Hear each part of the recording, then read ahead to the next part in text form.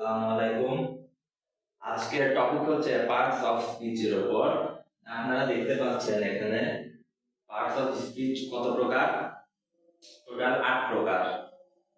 First হচ্ছে noun, তারপর pronoun, adjective, verb, adverb, preposition, conjunction, interjection.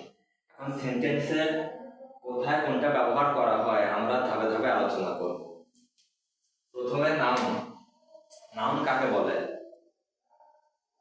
কোনো ব্যক্তি, বস্তু, স্থানের নাম বুঝালে তাকে নাউন বলে। যেমন রহিম, জব্বার, হাদি, এগুলো ব্যক্তির নাম।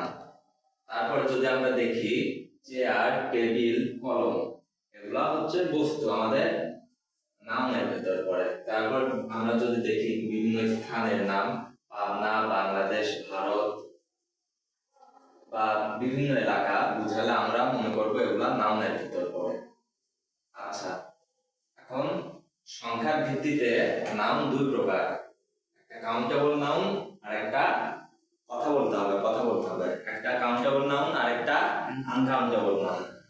কাউন্টেবল নাউন মানে হলো যা গণনা করা যায়, যেমন আমরা গণনা করতে পারি চেয়ার, টেবিল, এসব আমরা গণনা করতে পারি, তাই এগুলা হচ্ছে কাউন্টেবল নাউনের মধ্যে পড়ে। আর আনকাউন্টেবল নাউন হলো যা গণনা করা যায় না, যেমন আমরা বলতে পারি দুধ, তেল, ঘি, এগুলো আমরা হচ্ছে ওজন করতে পারি, এগুলো আমরা গুনতে পারবো না। আরেকটা ইন্দ্রিয় গ্রাহ্যতা, না এই যে গ্রাহ্যতা, ইন্দ্রিয় গ্রাহ্যতার উপর ভিত্তি করে নাউন কত প্রকার? 5 প্রকার। কি কি? Proper, common, collective, material, abstract. একদম